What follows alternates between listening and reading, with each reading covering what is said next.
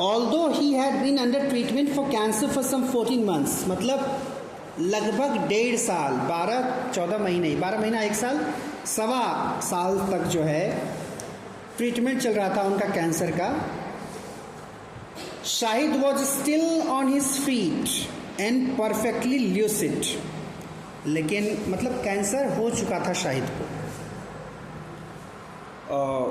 उसके बावजूद ठीक ठाक थे उस समय, except for occasional lapses of memory. लेकिन रोग कैसे काम करता है, बीच बीच में उनकी मेमोरी लैप्स कर जाती थी।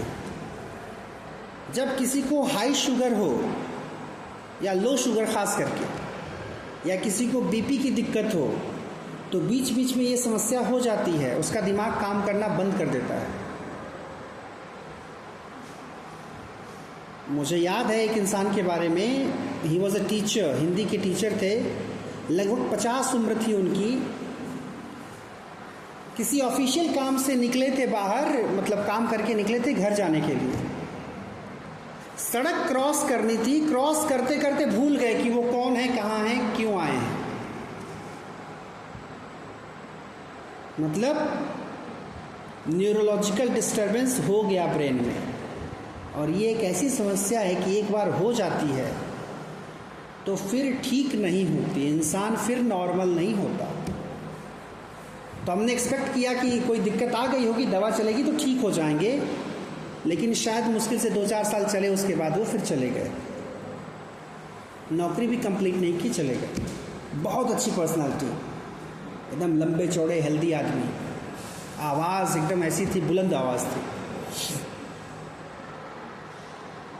आज एक सर डिस्कस कर रहे थे लो शुगर के बारे में, टहलने निकले, शुगर लो हो गया, एक जगह खड़े रह गए, पता नहीं कि कहाँ हैं, क्या करना है आगे, डिसीजन मेकिंग कैपेसिटी ख़त्म हो गई। ये समझ में आ गया कि शुगर लो हो चुका है, तुरंत कुछ ट्रीटमेंट करना है, नहीं तो समस्या हो जाएगी। क्या होती समस्या, खड़े खड़े गिर जाते वहीं पर। तो फिर पूरी एनर्जी लगा करके, पूरा जोर लगा करके एक चाय की दुकान पर पहुँचे, चीनी वाली चाय बनवा करके पी, वहाँ पर बिस्किट रखे थे साथ में, वो खाया, धीरे धीरे नॉर्मल हुआ। ये हालत है, रोग ऐसे ऐसे हैं, अचानक से पूरा नर्वस सिस्टम आपका फेल हो जाएगा। और रोग ही क्या, मैं तो कई बार कहता हूँ कि कभी कोई लंबा स्ट्रेस ले लीजिए, आप किसी चीज़ का ज़्यादा टेंशन ले लीजिए, देखिए एकदम नॉर्मली आपका दिमाग काम करना बंद कर देगा। क्या करना है क्या नहीं करना नहीं पता चलेगा। अभी एक दुर्घटना घटी है, आई थिंक बरौनी में, बिहार में है बरौनी। वहाँ क्या होता है, जैसे 2 बोगी को जब लगाना होता है तो बीच में वो गोल सा होता है, देखा होगा तुम लोगों ने, चुंबक जैसा होता है जो चिपकता है ना, तो उसको सेटल करना पड़ता है, मतलब आगे पीछे करके उसको लगाना पड़ता है, चिपकाना पड़ता है। तो उसमें जिसकी ड्यूटी लगी थी जिस बंदे की, वो यहीं पर एक वाले केस में था, खड़ा था, उसको सही से सेट कर रहा था, बिना उसके ओके बोले, बिना उसके हटे, ड्राइवर ने क्या किया, दूसरे को आगे बढ़ा दिया, वो दोनों के बीच में आ गया। यहाँ से जो लोग और खड़े हैं वो आवाज़ दे रहे हैं, चिल्ला रहे हैं कि अरे वो फंसे हुए हैं, जल्दी हटाओ उसको, निकालो। ड्राइवर से दुर्घटना हुई, वो डर के उसका दिमाग काम करना बंद कर दिया, वो भाग गया। और जो भाग जाएगा तो क्या होगा, उनके बचने के जो चांसेस थे वो भी नहीं रहे। कुछ सेकंड की बात होती है, दबे निकल लिए, तो उसका दिमाग काम करना बंद कर दिया। चूँकि ऑब्वियस है कि वैसी कोई घटना उसके साथ पहले नहीं घटी होगी।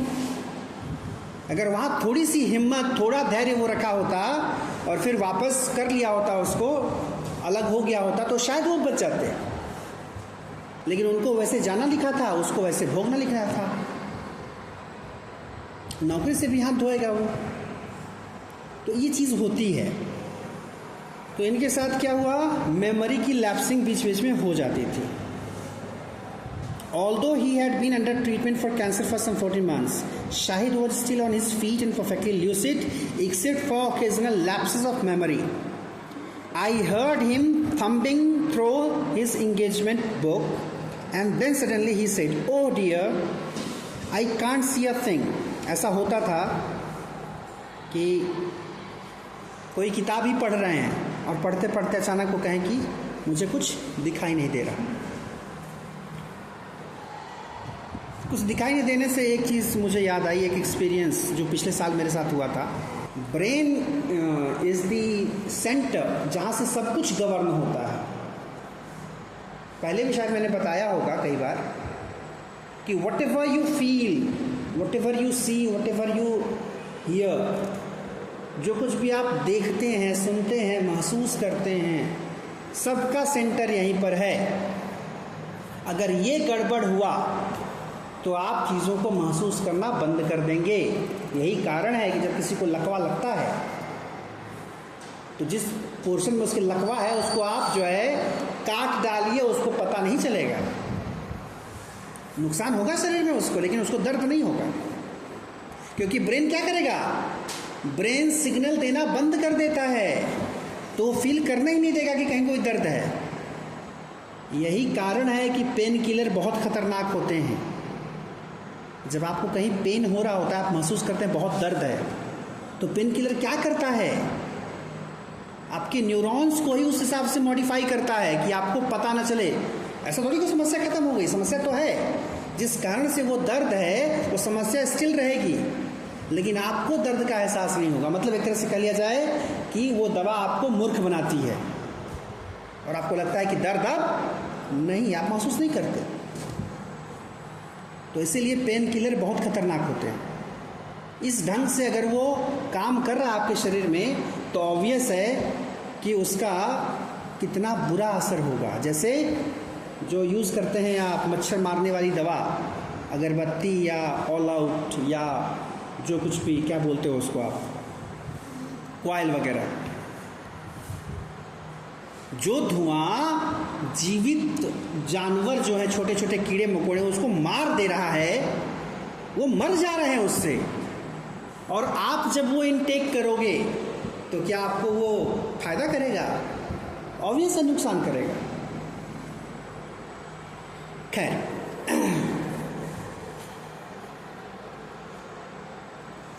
there was a brief pause and then he added, I hope this doesn't mean that I'm dying. और जब आँख से दिखाई नहीं देता था रह रखे तो कहते थे कि शायद इसका कहीं ये मतलब तो नहीं कि मैं मर रहा हूँ। तो सच्चाई ये है that everybody is dying in each moment. हर एक क्षण we are approaching towards our death. Suppose करिए एक उम्र होगी आपकी 60 में जाने की, 70 में जाने की, तो हर दिन क्या हो रहा है, रोज एक दिन कम ही तो हो रहा है। रोज आपकी, वही कहते हैं लोग कि उम्र बढ़ नहीं रही, कहते ना हमारी उम्र बढ़ गई, हम 20 से 30 के हो गए। उम्र बढ़ती नहीं है, उम्र घटती है, हमारे नंबर ऑफ डेज कम हो रहे हैं। ये ऐसा कड़वा सच है कि कोई सुनना पसंद नहीं करता। अरे क्या करते हैं, जैसे घर में कोई बात करे ऐसी तो लोग उसको डांट देते हैं, का बकबक करेला ना, जबकि वो कड़वा सच है। लेकिन अगेन वही बात कि सत्यम ब्रूयात प्रियम ब्रूयात, न ब्रूयात सत्यम अप्रियम। कड़वा सच नहीं बोला जाता। Although Shahid and I had talked a great deal over the last many weeks, कह रहे हैं कि पिछले कई हफ्तों में हम लोगों ने खूब बातें की थी। I had never before heard him touch on the subject of death, लेकिन कभी उनके मुंह से डेथ वाले सब्जेक्ट पर कोई बात नहीं हुई। I did not know how to respond, तो ये बात जब उन्होंने कही कि कहीं मैं मर तो नहीं रहा, तो इस पर कैसे रिस्पॉन्ड किया जाए ये समझ में नहीं आया। His voice was completely at odds with the content of what he had just said. क्योंकि उस आवाज़ में कुछ ऐसा था जो नॉर्मल नहीं था. Light to the point of jocularity. I mumble something innocuous. No, शायद of course not. You will be fine. अब इसमें ये होता है कि मतलब आप डेथ की बात कर रहे हैं लेकिन हंस रहे हैं या जैसा कि मजाक के मूड में. लेकिन कहा जाता है कि हर मजाक के पीछे कुछ सच छुपा होता है. जब किसी का आप मजाक उड़ाते भी हैं ना और कहते अरे यार मजाक कर रहे थे, आई वॉज किडिंग, तो वो किडिंग के पीछे भी की साइकोलॉजी होती है कि कुछ तो सच होता है. वो किडिंग 100% किडिंग नहीं होती, उसमें कुछ सच होता है. और इसीलिए कुछ लोगों को कुछ किस्म के मजाक पसंद नहीं आते. और ऐसे भी लोग लाइफ में मिलेंगे जो आपका खुल के मजाक उड़ाएंगे, लेकिन गलती से कभी आपने उनका मजाक उड़ा दिया तो फिर रिएक्शन देखिए उनका. तो ऐसे लोगों के लिए मैं कहता हूँ कि भैया काम वही करिए जो आप भी सह पाएँ.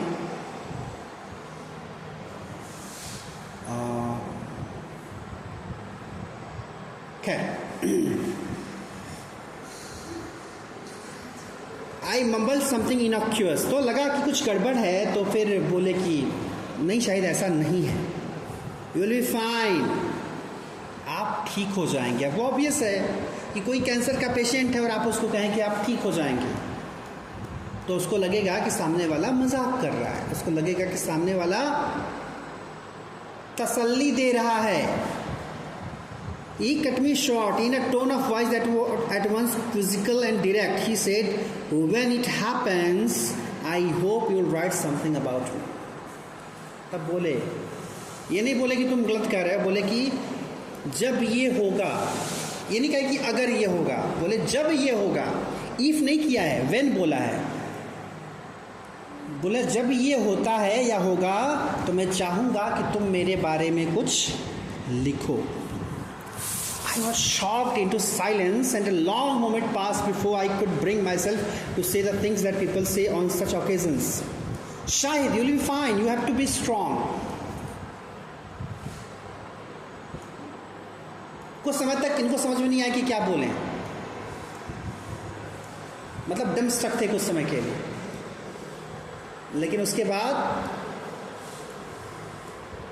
वही बात दोहराए जो नॉर्मली लोग दोहराते हैं कि मजबूत बने रहिए, सब ठीक होगा, आप ठीक हो जाएंगे. तो यही बोला कि स्ट्रांग रहिए, आप ठीक हो जाएंगे. From the window of my study I could see a corner of the building in which he lived. अपने स्टडी रूम से, उसकी खिड़की से ये देख सकते थे शायद जहाँ रहते थे. Some 8 blocks away. It was just a few months since he moved there. कुछ महीनों से वो वहाँ आए थे. He had been living a few miles away in Manhattan when he had a sudden blackout in February 2000. Manhattan में रहते थे पहले. फरवरी में 2000 में उनको ब्लैकआउट हुआ था. ब्लैकआउट का मतलब वही जब दिमाग आपका काम करना बिल्कुल बंद कर दे. After tests revealed that he had a malignant brain tumor.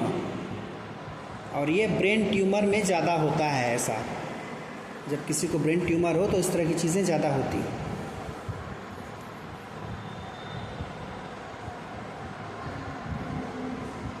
Test से पता चला कि उनके ब्रेन में ट्यूमर था. He decided to move to Brooklyn. तो फिर वो मैनहट्टन से ब्रुकलिन आ गए.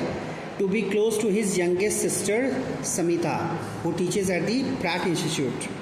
बहन रहती थी वहाँ पर उनकी, पढ़ाती थी प्रैट इंस्टीट्यूट में. तो वहाँ पर सोचे कि ऐसा होता है जब इंसान थक जाता है, परेशान हो जाता है, बीमार हो जाता है, तो चाहता है कि कोई आसपास रहे जो ऑड टाइम में काम आ सके.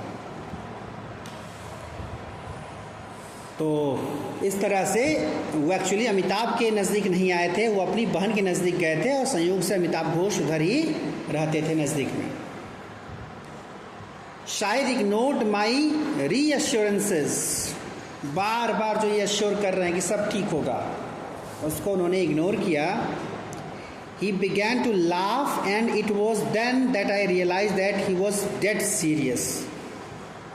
हंसने लगे वो, और वही है वो हंसी, उस हंसी ने बता दिया कि शाहिद बहुत सीरियस है अपने बात में जो कह रहे हैं। I understood that he was entrusting me with a quite specific charge. समझ में आ रहा था कि एक महत्वपूर्ण जिम्मेदारी सौंप रहे हैं वो। He wanted me to remember him not through the spoken recitatives of memory and friendship. चाहते थे कि केवल यादों में ना उनको याद रखा जाए, उनको उनका डॉक्यूमेंटेशन हो, उनके बारे में लिखा जाए through the written word. Shahid knew all too well that for those writers for whom things become real only in the process of writing, there is an inbuilt resistance to dealing with loss and bereavement. वही है, हर writer को ये पता है। ठीक वैसा ही कि एक कई सारी पोएम्स में शेक्सपियर की ये बात है, अपने दोस्त के बारे में जो उन्होंने लिखी है पोएम्स, हर पोएम में वही लड़ाई दिखती है। कहते हैं शेक्सपियर की समय सब कुछ बर्बाद कर देता है, समय सब कुछ ख़त्म कर देता है, लेकिन ऐ मेरे दोस्त, मैं तुम्हारे बारे में जो ये लिख रहा हूँ, मेरे ये लिखने से मेरी कविताओं में तुम हमेशा जवान रहोगे। ये ठीक वैसा ही है। इसको थोड़ा सा ये एब्स्ट्रैक्ट है, आपको समझने में दिक्कत होगी। इसको ठीक ऐसे समझिए कि कोई हीरो या हीरोइन जो एक्टर एक्ट्रेसेस हैं, वो कोई मूवी करते हैं, कोई मूवी किसी एक्टर या एक्ट्रेस ने 50 साल पहले की होगी जिसमें वो जवान रहा होगा या जवान रही होगी, उसको आप आज भी देखेंगे तो वो वैसा ही दिखेगा कि नहीं दिखेगा। तो जो कला होती है, जो आर्ट होता है, उस आर्ट की खूबसूरती यही होती है कि उसमें आप उस समय को क्या कर देते हैं, समय को कैप्चर कर लेते हैं। इंसान की तमाम खोजों में सबसे बड़ी खोज मानी जाती है आग की खोज। आग की खोज कर ली इंसान ने, बहुत कुछ बदल गया। और आग के बाद एक खोज जो बहुत बड़ी मानी जाती है वो है पहिए की खोज। उस पहिए ने हमें बैलगाड़ी से लेके हवाई जहाज़ तक पहुंचा दिया। आज we are totally dependent on that wheel. आपको पता नहीं होगा, लेकिन आप डायरेक्टली इनडायरेक्टली पूरी तरह से निर्भर हैं उसके ऊपर। अगर आप कहें कि आप खेती करने वाले किसान हैं, आप किसी की ज़रूरत नहीं है, तो मुझे बताओ, क्या दुकान पे तुम नमक खरीदने नहीं जाते, मसाला खरीदने नहीं जाते? क्या सब कुछ उगाते हो घर में? नहीं। जो भी ज़रूरत की चीज़ें आप दुकान से खरीदने जाते हैं, वो उस दुकान तक कैसे आता है? पहिए से ही तो आता है। चाहे टू व्हीलर से आए, फोर व्हीलर से आए, ट्रेन से आए या ट्रक से आए, तो बहुत बड़ा है। तो इस क्रम में अगर मुझसे कोई पूछे कि तीसरा कोई ऐसा आविष्कार है जिसने इंसानी दुनिया को बदल के रख दिया, तो वो है कैमरे का आविष्कार। कैमरे ने क्या किया, जो इंसान हमेशा से चाहता है, समय को कैद करना। कैमरे से हम क्या करते हैं, हम समय को कैद करते हैं, कैप्चर करते हैं। जब हम किसी की फ़ोटो खींचते हैं, जैसे आप लोग अपने मम्मी पापा से पूछिएगा कि अपनी बचपन की कोई तस्वीर है तो दिखाइए, बामुश्किल मिलेगा, आपको नहीं मिल पाएगा। तो आज का युवा क्या चाहता है, आज के युवा ये चाहते हैं कि उनका बच्चा, उनका छोटा बच्चा या बच्ची कोई है, तो उसकी हर मोमेंट की फ़ोटो हो। 1 महीने का है तो ये है, लगाते भी हैं लोग, 1 महीने का है तो ये है, 2 महीने का तो ये, 3 महीने, मतलब हर महीने का। लोगों का बस से तो हर हफ्ते का फ़ोटो ले लो, हर महीने की तस्वीर, हर साल की तस्वीर, पहला बर्थडे, दूसरा बर्थडे, तीसरा बर्थडे, चौथा। क्या कर रहे हैं आप? ये क्यों कर रहे हैं? क्योंकि आप समय पर विजय प्राप्त करना चाहते हैं, आप टाइम को जीतना चाहते हैं, क्योंकि कल को वो बच्चा 20 साल का हो जाएगा, लेकिन फिर भी जो छोटी तस्वीर वो दिखेगी बचपन वाली, उसमें वो बच्चा ही है। वो समय बीत गया लेकिन आपने उसको कैद कर लिया। तो राइटिंग, किसी के बारे में कुछ लिख दिया जाता है। राइटर इस चीज़ को समझते हैं कि अगर किसी को अमर होना है तो उसके लिए लिख दिया जाए, क्योंकि वो लेखनी, वो राइटिंग जब भी कोई पढ़ेगा, देखो वी आर टॉकिंग अबाउट आगा शाहिद अली। आज के पहले या जब भी डिस्कशन हो रहा था उसके पहले आपको नहीं पता था आगा शाहिद अली कौन है, but now we are talking about a person who was there 23 years ago. वो जा चुके हैं 20-23 साल पहले ही, but we are talking about him. अगर अमिताभ घोष ने नहीं लिखा होता तो कहाँ पढ़ते हैं? तो इसलिए वो चाहते थे कि उनको राइटिंग में याद रखा जाए। He knew that my instincts would have led me to search for reasons to avoid writing about his death. उनको पता था कि मैं दिमाग लगाऊंगा कि उनके डेथ के बारे में कुछ ना लिखा जाए, कोशिश करूंगा रीज़न देने का। I have told myself that I was not a poet, that our friendship was of recent date. हो सकता है कि ये लॉजिक आए कि अरे इतने भी इंपॉर्टेंट मेरी लाइफ के वो नहीं थे, या मैं कोई पोइट नहीं हूँ। That there were many others who knew him much better and would be writing from greater understanding and knowledge. All this Shahid had guessed and he had decided to shut off this roots while there was still time. मतलब हो सकता है कि उनके जाने के बाद कई तरह का रीज़न दे करके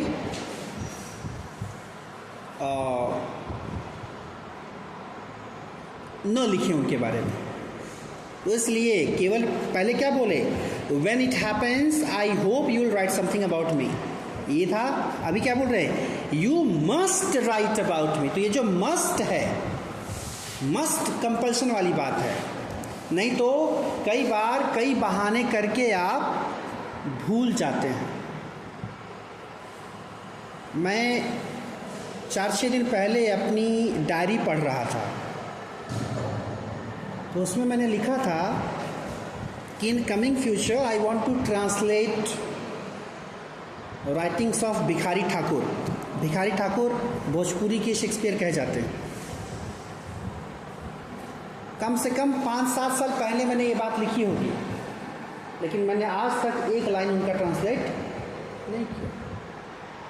मतलब मैं वो लिख के भूल भी चुका हूँ कि मैंने ट्रांसलेट करने की बात की थी, मैं उस पर काम करना चाहता था, लेकिन जो ज़िंदगी जिस तरह से चलती है, जिस तरह से जिम्मेदारियाँ आती जाती हैं, तमाम पचड़े आते हैं, आप उसमें फंसते चले जाते हैं, तो कई बार आपकी प्लानिंग ही रह जाती है।